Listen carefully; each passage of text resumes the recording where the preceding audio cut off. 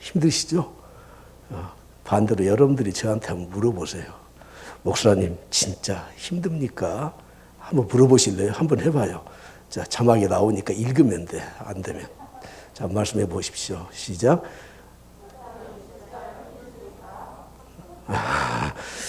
예, 힘들죠. 다 힘듭니다.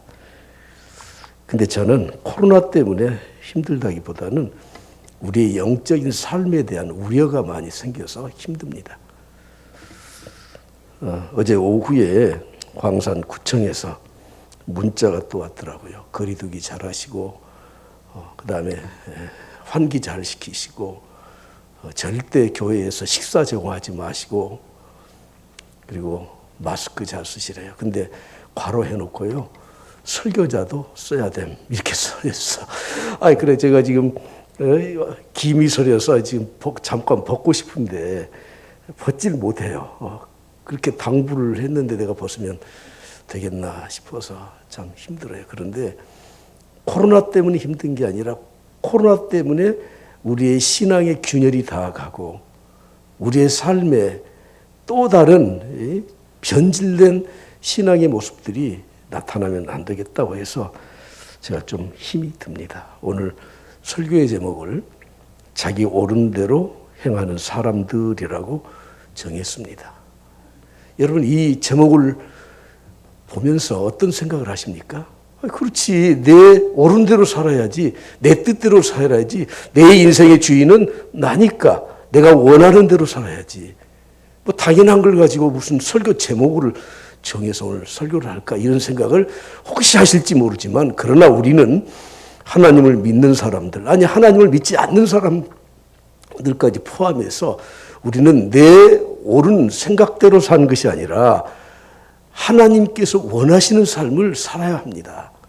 하나님은 창조주이시니까 하나님이 우리를 창조하신 목적이 있어서 그 목적대로 살면 우리는 행복하게 살고 복된 삶을 살 수 있고 우리는 이 땅에서도 하나님이 예비하신 형통과 번영을 누리면서 살 수 있다는 것입니다. 그런 의미에서 오늘 저는 현재 우리에게 나타난 영적인 이 질병의 어떤 증상들 그리고 성경에서 말하는 그 영적 질병의 원인을 좀 찾아보고 그리고 그것을 어떻게 고쳐야 될 것인가 처방을 해서 우리가 이렇게 삽시다 하는 말씀으로 결론을 좀 내리려고 합니다. 먼저 우리의 영적인 것이나 육적인 것에는 우리의 고통이 있고 우리의 이 질병의 증상들이 나타나요. 그렇죠? 예. 체하면은 답답하고 감기 들면 목이 칼칼거리고 기침을 하고 증상이에요, 증상. 제가 아는 그 원장님은 진짜라는 걸 제가 자세히 이렇게 보면 꼭 이렇게 물으시더라고요. 어디가 불편해서 오셨습니까? 어디가 제일 불편하십니까? 당연히 그거 묻죠. 그러면 내가 이래서 그렇습니다. 그럼 봅시다. 그래서 맨 먼저 문진을 하잖아요. 그리고 나서 이제 확인을 해요. 의사들은 과학자니까 환자의 말만 듣고 처방을 하질 않아요. 엑스레이도 찍고 혈액 검사도 하고 아이고 이제 연말이 되니까 제가 금년에 혈액 검사한 게 한 10번도 넘네요. 저는 정기적으로 가서 피 뽑아서 당화 혈색소 그리고 또 종합검진 또 지난주에도 가서 또 뽑고 10번도 더 뽑았습니다. 어떻게 됐는지 검사를 해. 초음파로 검사를 해요. 엑스레이를 찍어요. 때로는 내시경을 해요. 안에다 렌즈를 집어넣어서 어떻게 생겼는지 위도, 장도 다 검사하지 않습니까? 교회 개척하면서 지하를 파고 공사를 하는데 이건 회사에다 맡긴 게 아니라 내가 직접 집을 지을 때 인부들을 데려다가 그리고 같이 새참 먹고 라면 먹고 빵에 우유 먹고 했더니 위장이 고장이 났어요. 그래서 영광에 있는 내과 원장님, 전에 있던 교회 지금은 장로님이 되셨는데 그분한테 진찰을 받으러 왔습니다. 다 끝나가는 마당에 갔더니 수면 내시경을 그때 많이 하던 때도 아니에요. 목사님 그냥 하시죠. 그래서 했어요. 좀 고약해요. 근데 정말 이 줄을 위에까지 넣었는데 너무너무 힘들더라고요. 막 구역질을 하고요. 그러더니 보여줘요. 여기 화면 모니터를 보래요. 목사님 위가 이게 빨갛게 되고 이 가운데 농이 있어서 골마서 급성 위험입니다. 근데 조직 검사해야 되니까 좀 기다리십시오. 요즘 의학이 얼마나 발달했는지 그 안에 가위 같은 칼 같은 게 있더라고요. 좀 아파요. 그러면 탁 누르니까 그 안에 있는 이 위에 그 노란데 거기를 탁 뜯어내요. 근데 보니까 상처가 나서 피가 확 번져요. 와, 얼마나 아픈데. 목사님 안 되겠네요. 잘 안 되네. 한 번 더 해야지요. 와, 수면 내시경이면 그냥 지나갈 건데 뻔히 이렇게 모니터 다 보고 했어요. 왜 아픈데 그걸 왜 합니까? 네, 검사하느라 과학자니까 그거 안 되면은 MRI 찍자 그러고 혈관 조영술에서 MRA 찍자고 하고. 여러분 그런데 우리가 영적인 어떤 증상이 나타날 때 그렇게 합니까? 내가 교회 가기 싫어요. 신앙에 대한 회의가 들어요. 하나님이 정말 살아계실까 하는 마음도 때로는 들어요. 내년에는 내가 이제 그만 좀 쉬고 싶다는 이런 게으른 마음도 들 때 우리의 영적 질병을 진찰하기 위해서 뭘 해보시냐고요. 그러니까 우리의 신앙이 기울어졌음에도 불구하고 어디서 어떻게 잘못되었는지를 스스로 그냥 자가 진단하면서 그냥 넘어가다가 그러다가 나중에는 신앙을 저버리는 경우가 많이 있지 않습니까? 요즘 여러분 영적인 일에 나태해졌다면 코로나19 핑계만 대실 겁니까? 하나님이 정말 살아계실까 하는 이 회의감이 들 때 우리가 어떻게 이것을 해결해야 되겠냐 그 말이에요. 그래서 오늘 저는 먼저 사사시대를 배경으로 해서 그들의 영적인 상태를 좀 살펴보고 그리고 오늘날 우리에게 적용해보고 그 원인을 좀 찾아보고 그리고 나서 의사들이 다 진찰을 하고 그러면 나중에 처방을 하지 않습니까? 약을 일주일간 복용하시고 이렇게 하십시오. 한 것처럼 우리가 영적인 우리의 상태를 진단하면서 하나님이 우리에게 주신 하나님의 말씀으로 처방을 좀 내려서 우리가 올바르게 믿음 생활을 해 나갈 수 있는 그런 길을 찾기를 원해서 이 본문을 택했습니다. 사사시대는 약 350년 동안 하나님이 직접 통치하시면서 가나안에 정착하던 이스라엘 백성들에게 하나님께서 사사를 통해서 통치하던 시대를 말하는 겁니다. 사사라는 말 처음 들어보잖아요. 사사. 사사라는 말은 선비사자에다 승사자를 써요. 이건 판관이라고 돼요. 재판관, 판관. 영어로는 저지. 심판해주는 사람을 의미하는 겁니다. 그러니까 왕은 절대적인 권력을 가지고 통치를 하면서 그 왕위가 자손들에게 계승이 되지만 사사는 그렇지 않습니다.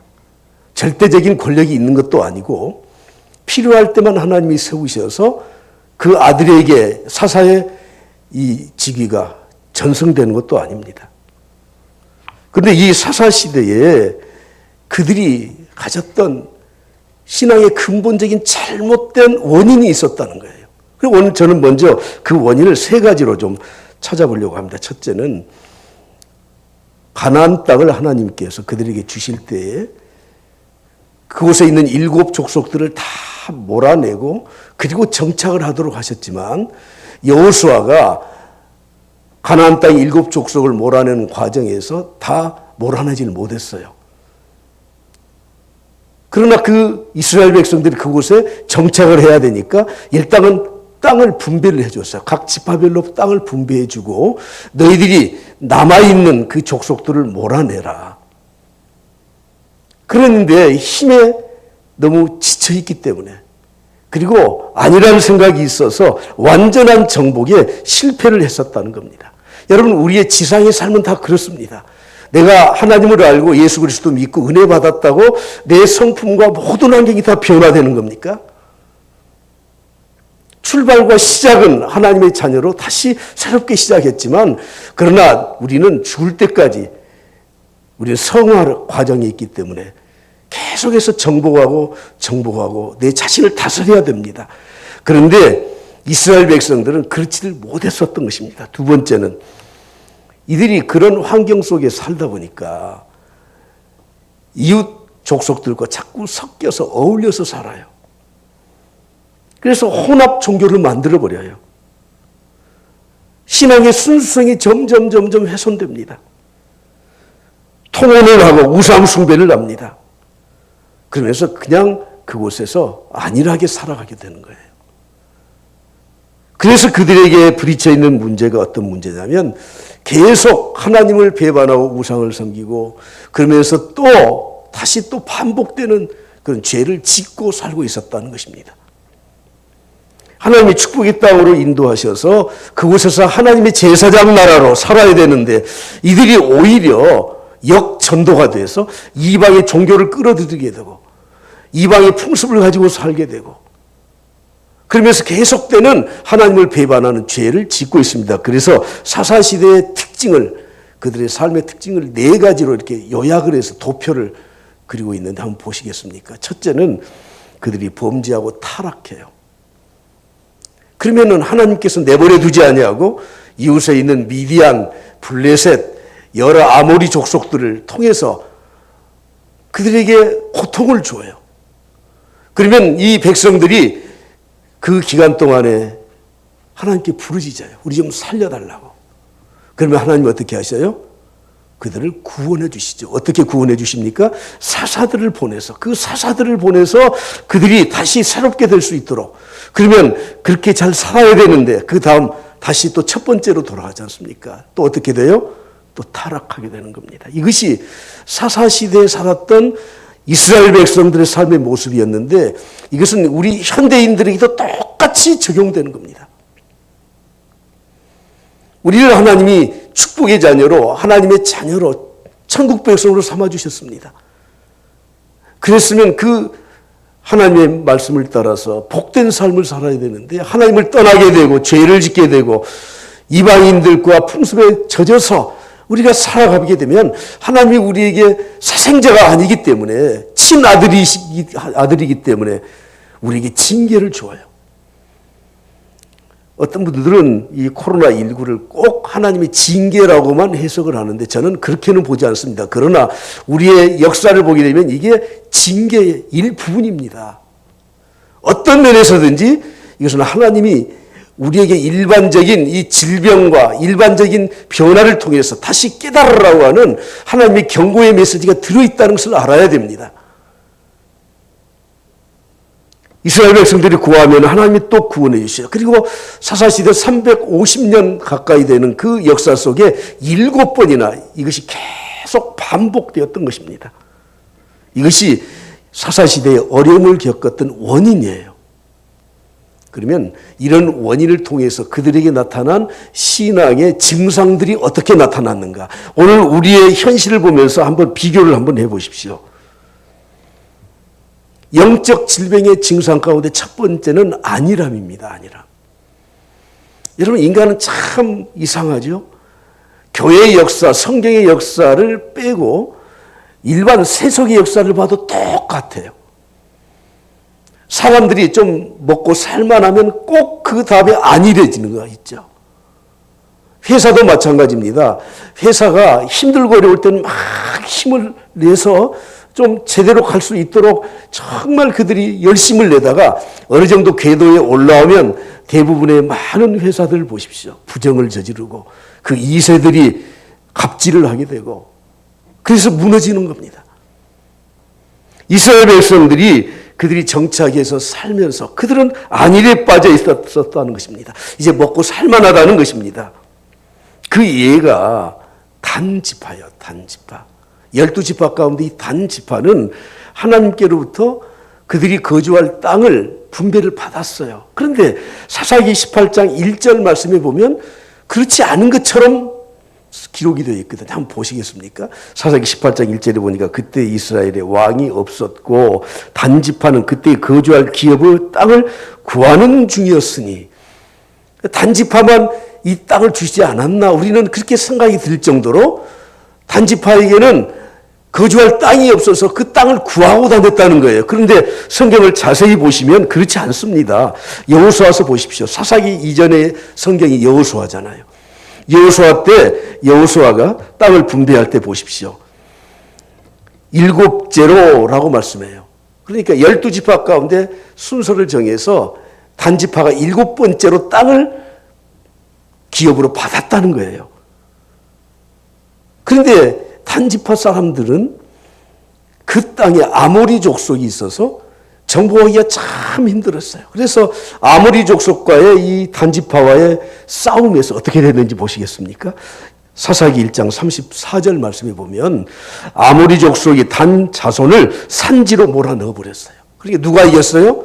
아모리 족속이 이겼죠. 그래서 그들이 산에서 갇혀 살게 되는 거예요. 그러면 어떻게 해야 되겠습니까? 다시 일어나서 이 아모리 족속을 물리쳐야 되는데 그렇지를 않았다는 거예요. 갈렙을 보십시오. 갈렙이 그의 나이 85세에 이 산지를 내게 해주소서. 유다 지파 아닙니까?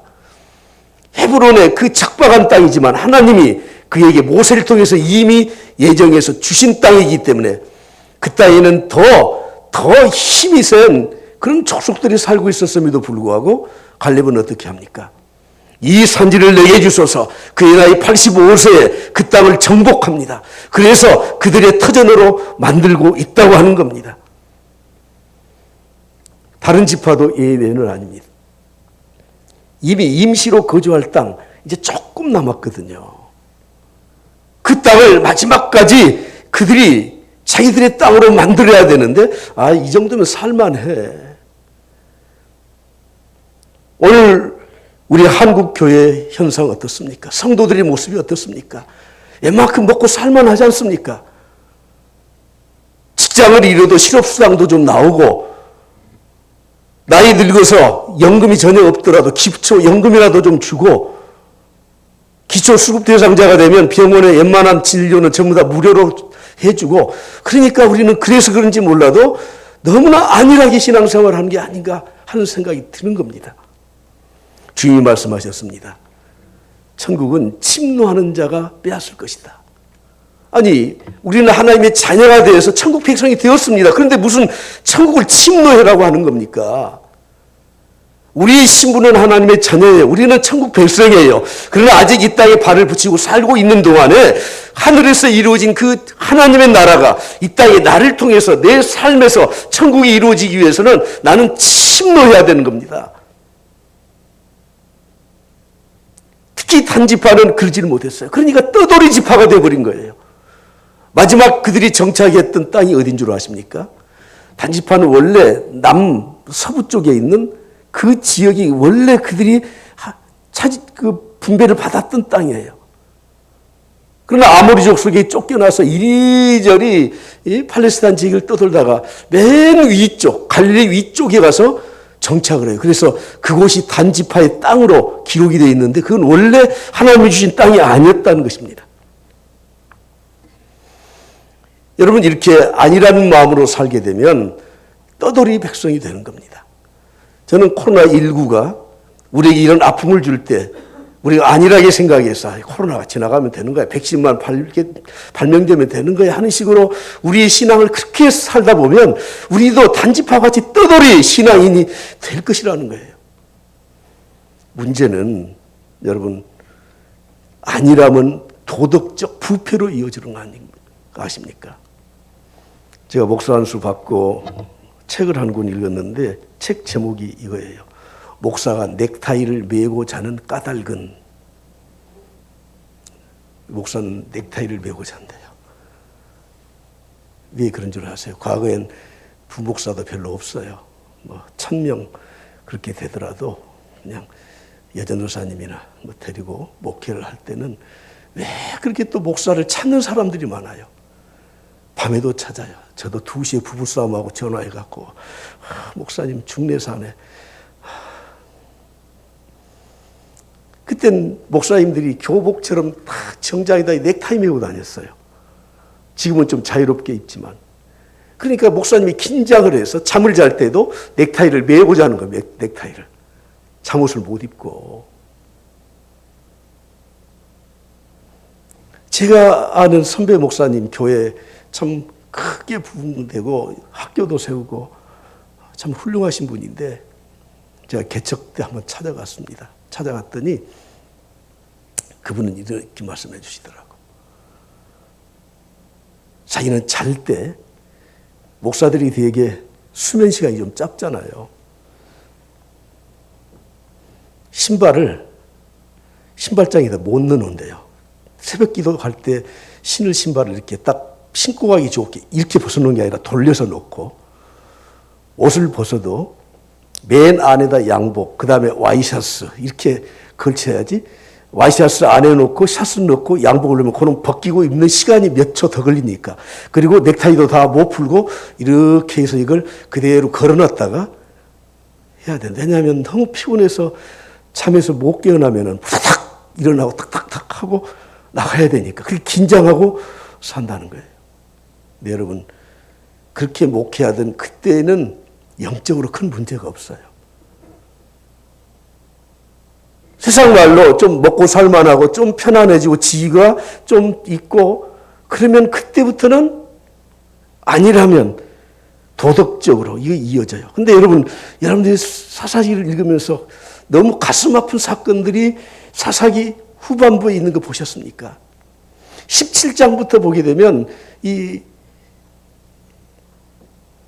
아주 우리가 입에 담기 힘든 그런 사건이 소개되고 있습니다.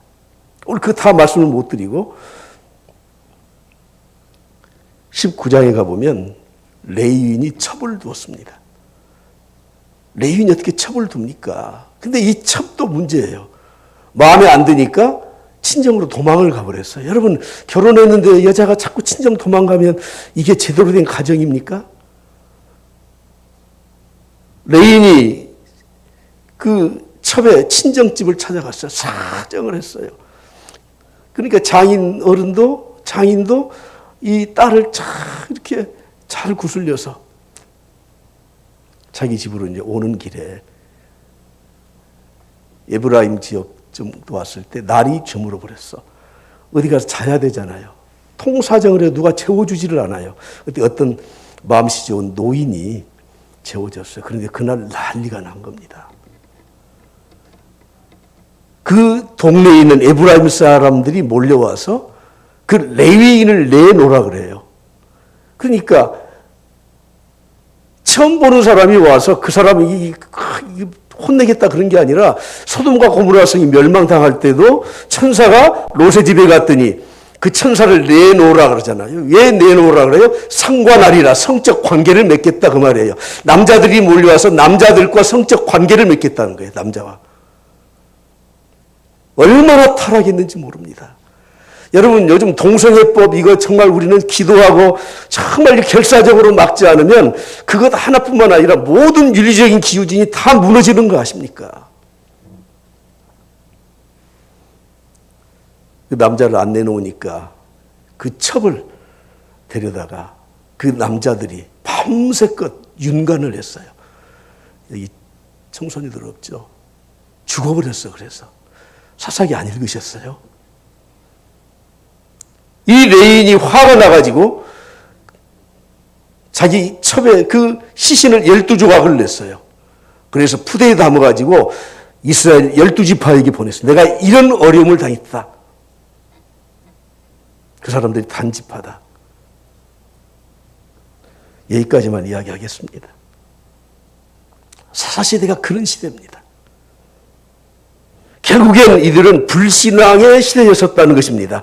여러분 오늘 본문 말씀에도 그렇지만 계속해서 반복되는 구절이 사사기 17장 6절이죠. 그때에는 이스라엘의 왕이 없었으므로 18장 1절에도 그때에는 이스라엘의 왕이 없었으므로 19장 1절에도 이스라엘의 왕이 없을 그때에 오늘 본문 말씀 다 같이 보십시오. 그때 이스라엘에 무엇이 없었어요? 왕이 없었어요. 당연하죠. 사사시대니까 없죠. 그런데 이 말을 의역을 하면 그런 말이 아니에요. 이스라엘 백성들은 여호와 하나님을 왕으로 삼지 않았다, 그런 뜻이에요. 하나님이 그들의 왕입니다. 오늘 우리 성도들은 하나님이 우리 왕이 되셔야 돼. 그런데 우리는 하나님을 왕으로 섬기지 않고 살아요. 그러니까 자기 옳은 속인 대로 멋대로 제멋대로 자기 생각대로 신앙생활을 하게 된다는 것입니다. 이것은 불신과 똑같은 불신앙입니다.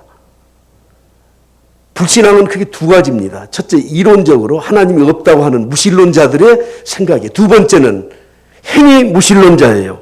실천적 무신론자예요. 하나님이 있다고 말로는 하는데 삶에는 없다고 해요. 여러분, 여기 교회에 나오신 분들, 성도들은 적어도 하나님은 계시다, 그 정도는 우리가 입으로는 고백하지 않습니까? 그러나 삶에는 그런 고백이 없어요. 그래서 이걸 행위 무신론자, 실천적 무신론자라고 합니다. 사도 바울은 디도서에서 이렇게 말씀하고 있습니다. 그들이 하나님을 시인하나 말로는 시인해요. 행위로는 부인하니 가증한 자요, 복종하지 아니한 자요, 모든 선한 일을 버린 자라고 말씀을 하고 있습니다. 그래서 오늘 설교의 제목을 자기 옳은 대로 행하는 사람들, 자기 옳은 소견대로 사는 사람들이라고 제가 정했습니다. 다시 한번 25절 말씀을 다 같이 보시죠. 25절 다 같이 시작. 그때 이스라엘의 왕이 없으므로 사람이 각각 자기의 소견에 옳은 대로 행하였더라. 이 구절을 공동번역 성경에 보면 좀 더 쉬운 말로 되어 있습니다. 그때는 이스라엘의 왕이 없어서 사람마다 제 멋대로 하던 시대였어요. 제 멋대로. 우리말 성경에서도 비슷하게 번역을 했습니다. 그 당시 이스라엘에는 왕이 없어서 모두가 자기 마음대로 행동을 했다는 거예요. 우리는 믿음을 가지고 하나님을 섬기며 하나님을 믿는 사람들이라면 내 멋대로, 제 멋대로, 내 마음대로, 내 생각대로 신앙생활을 하는 것이 아니라 하나님이 원하시는 대로 신앙생활을 해야 되지 않겠습니까? 저는 이것을 원고에는 썼는데 제가 설교 시간에 하려고 하니까 이게 너무 언어가 부적절해서 하지 않겠습니다. 제가 언젠가 서울에 논문 지도를 받으러 차를 갖고 갔는데 톨게이트 나간 다음에 막 오른쪽 다리가 쥐가 나더라고요. 그 서울의 교통 복잡한데. 그래서 왼발로 엑셀을 밟고 왼발로 브레이크 밟고 얼마나 위험해요. 그래도 교수님하고 시간 약속이 있으니까 가야 되잖아요. 그래서 차를 옆에 세워놨어요. 아이고, 주무르고 안 돼. 대리운전을 불렀어요. 근데 대낮에는 대리운전이 없더라고요. 그때 당시엔. 한숨 쉬고 다시 운전을 해서 신촌까지 갔습니다. 교수님하고 식사하고는 이제 올라는데 밤에 7, 8시 됐는데 너무 답답하잖아요. 그래서 대리운전을 또 불렀어요. 광주까지 가자고. 했더니 25만 원인가 얼마를 달래요. 아이고, 내가 그 돈 있지도 않지만 나 못 가. 내가 차에 가다가 쉬다 가는 게 나아. 그래서 새벽에 도착했습니다. 꼭 하나님을 대리운전사 취급을 해요. 내가 피곤하면 부르면 오는 거야. 하나님을 대리운전사 취급을 해. 내가 필요할 때 하나님을 찾아요. 그렇지 않으면 하나님 좀 뒤에 좀 계십시오. 자신의 입장, 자신의 형편대로 신앙생활을 하겠다고 하는 것입니다. 사사시대의 특징은 왕이 없었지만 더 깊이 들어가 보면 말씀이 희귀한 시대라고 말씀을 하고 있습니다. 사무엘상 3장 1절에 보면 아이 사무엘이 엘리 앞에서, 지금 사무엘 시대는 사사시대의 마지막 시대거든요. 여호와 앞에 섬길 때는 여호와의 말씀이 희귀하여, 말씀이 희귀해요. 여러분, 말씀이 왜 희귀합니까? 성경이 없었습니까? 있었습니다. 근데 왜 말씀이 희귀합니까? 하나님이 그들에게 말씀을 해주시지를 않아요. 아니, 요즘처럼 설교의 홍수시대, 여러분들이 유튜브에 들어가면은 뭐 마음껏 뒤져서 그냥 설교자만 치면 온통 줄줄이 나오는데 말씀이 희귀합니까? 있습니다. 그런데 그 말씀이 제대로 전파되지도 않을 뿐만 아니라 그 말씀대로 순종하면서 사는 게 참고 자료로 누가 설교 잘하네? 그 교회는 이러네? 전부 다 이렇게 살아가는 시대가 되고 말았다는 거예요.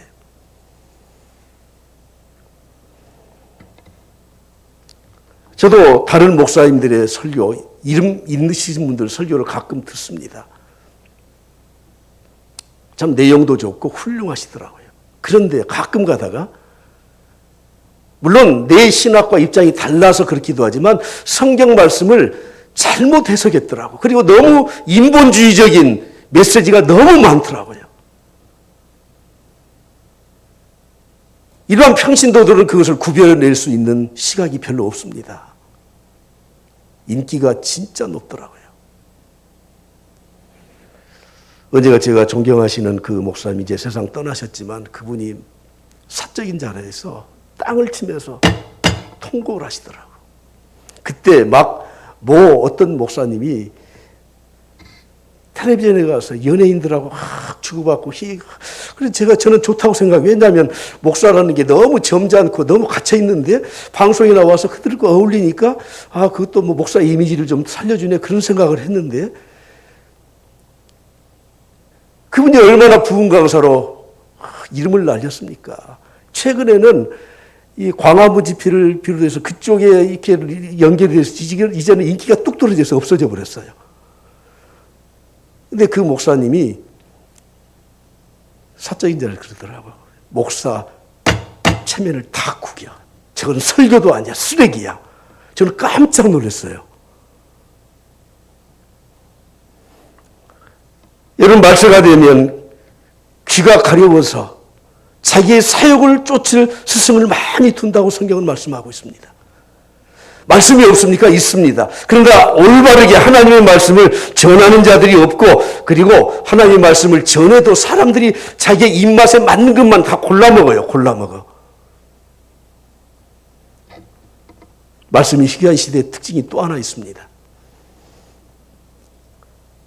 하나님의 사무엘에게 이렇게 말씀하십니다. 사무엘상 8장 7절에 보니까 여호와께서 사무엘에게 이르시되 백성이 내게 한 말을 다 들으라. 백성들이 사무엘을 막 비난을 했어요. 당신 제대로 된 사람이냐? 그런 걸 왜 우리에게 전하냐 하는 식으로 말을 했어요. 그때 하나님이 이렇게 말씀합니다. 이는 그들이 너를 버림이 아니다. 선지자를 버린 것이 아니라 나를 버렸다. 하나님을 버렸다. 사랑하는 성도 여러분, 우리가 이 시대에 정말 올바르게 하나님의 말씀을 증거하는 그런 하나님의 사람들의 이 메시지를 사람의 말로 받으면 안 돼요. 하나님의 말씀으로 받아야 되는 거예요. 믿음이 있는 사람들 대부분 사람의 말로 받지 않습니다. 그렇다고 해서 이 목사들을, 설교자를 신격화시키자는 말이 아닙니다. 적어도 하나님의 말씀을 올바르게 전파하는 그 말씀을 말씀으로 받고 순종하려고 해야 되지 않겠습니까? 자, 그러면 오늘 처방을 하고 이제 마쳐야 되지 않겠습니까? 사사시대 말기에 또 한 사람의 인물이 등장하는데 룻이라고 하는 사람이에요. 다윗의 증조 할머니죠. 자, 보십시오. 룻이 이방 여자입니다. 어떻게 하다 보니까 유대인과 결혼을 했어요. 다 시아버지 죽고 그리고 자기 남편도 죽고 자기 아주버님도 죽고 그 집안에 과부만 셋 남았어요.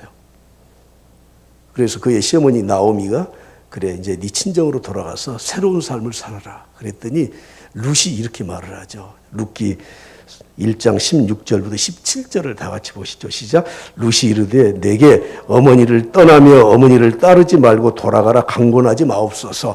우리가 이 제자 훈련할 때 이 구절을 가지고 이 어머니라는 말을 주님으로 바꿔서 읽었습니다. 그것이 우리의 신앙의 고백이라고 저는 생각했기 때문에. 자, 다 같이 읽어보시죠. 시작. 룻이 이르되 내게 주님을 떠나며 주님을 따르지 말고 돌아가라. 강문하지 마옵소서. 주님께서 가시는 곳에 나도 가고 주님께서 머무시는 곳에 나도 머물겠나이다. 주님의 백성이 나의 백성이 되고 주님의 하나님이 나의 하나님이 되시더니 주님께서 죽으시는 곳에 나도 죽어 거기 묻힐 것이라. 만일 내가 죽는 일 외에 주님을 떠나면 여호와께서 내게 벌을 내리시고 더 내리시기를 원하나이다. 할렐루야. 예, 딱 제 방은 하나예요. 하나님을 하나님으로 알고 주님을 주님으로 올바로 섬기는 겁니다. 주님은 말씀하셨습니다. 좁은 문으로 들어가라. 멸망으로 인도하는 문은 크고 그 길이 넓다고 말씀하셨습니다. 여러분, 넓은 길로 가는 것은 멸망의 뿐이에요. 폐망의 뿐이에요. 신앙생활을 했다고 하지만 그것은 폐망의 길로 가는 것입니다. 오늘 우리는 한 가지 결단을 해야 됩니다. 이런 시국에 우리들이 어떻게 살아가야 되는가? 더 좁혀서 말하면 어떻게 신앙생활을 해 나가야 되는가? 주님만이 우리의 주님으로 알고 하나님만이 우리의 왕으로 알고 하나님 말씀대로 순종하면서 그 뜻대로 살아가야 될 줄 믿습니다. 할렐루야. 여러분, 코로나가 세상을 완전히 뒤바뀌어 놨어요. 보니까 최근에는 미국 대통령도 바뀌어 버렸다고. 여러분, 미국의 역사상 재선 못하는 대통령은 딱 2명이 있었습니다. 이번에 트럼프가 3명째입니다. 오죽했으면 백성들이 정권을 잡고 있는 4년간을 심판을 해서 대통령을 떨어뜨려 버리겠습니까? 근데 그동안에 했던 거 다 그건 그렇다 치고 마지막 결정적인 사건이 뭐죠? 코로나예요, 코로나. 코로나를 다 잘 대처했으면 아마 재선 100% 될지 몰라요. 코로나가 다 받고 났어. 미국 대통령도 받고 났어. 지금 교회도 받고 나버렸어요. 완전히 교회도 받고 사람들 생각이 달라졌습니다. 우리의 신앙도 지금 받고 났습니다. 이때 우리가 정말 주님 없이 못 삽니다. 아무리 코로나 아니라 뭐라도 주님 따르겠습니다 하게 되면 우리의 신앙은 반석에 세워지게 될 것입니다. 할렐루야. 그러나 그렇지 못하고 코로나 때문에 잘 됐다, 코로나 때문에 힘들다, 그런 마음을 가지고 우리가 신앙생활을 하게 되면 우리는 멸망의 길로 가게 된다는 것입니다. 이제는 하나님을 왕으로 삼고서 합시다. 할렐루야. 하나님의 말씀을 절대 믿고 순종하면서 합시다. 할렐루야. 네, 우리가 힘들면 정말 주님 붙들어야 돼요. 하나님의 말씀과 기도로 거룩해짐이라고 말씀합니다. 신앙은 다른 방법이 절대 없습니다. 신앙생활을 올바로 하는 방법은 말씀과 기도 외에는 없어요. 사도들이 말하지 않습니까? 우리가 오로지 기도하는 일과 말씀 사역에 힘쓸 것이다. 없다니까요. 우리는 착각을 하고 있는 겁니다. 코로나 지나가면 나도 다시 회복할 거야. 여러분, 지금 올바르게 믿음 생활 걷지 않는 사람이 그 보장을 어떻게 합니까? 질병과 장애의 차이가 무엇인 줄 아십니까? 질병은 치료하는 거예요. 그래서 회복될 수 있는 가능성도 있어요. 물론 더 악화될 수도 있죠. 그래서 치료하는 중에는 장애 판정을 안 내려요. 그러나 장애는 무엇입니까? 치료가 끝났는데 완전히 팔을 쓰지 못해. 장애예요, 장애. 제가 걱정하는 건, 목사님 진짜 힘들죠? 제가 물어보라고 했는데 그 대답이 이겁니다. 코로나 지난 다음에 신앙에 장애인들이 많이 생겨날 것 같아. 치료가 안 돼요, 그건 이제. 더 이상 안 돼. 팔이 잘려져 나갔는데 됩니까? 팔이 잘려졌으면 어떻게 접합수술을 해서 고칠 때는 이건 질병이에요, 질병. 치료할 수 있어요. 근데 이게 잘려나가서 이제 완전히 마무리되면 이건 장애입니다. 오늘 왕이 없는 시대에 자기 옳은 소견대로 살아가는 사사시대를 보면서 바로 우리의 모습이라는 것을 생각하고 정신 바짝 차리고 따라 삽시다. 주님! 예, 주님을 붙들어요, 주님을. 그래서 하나님이 우리에게 주신 은혜를 힘입어 살길 그리스도 이름으로 간절히 축복합니다.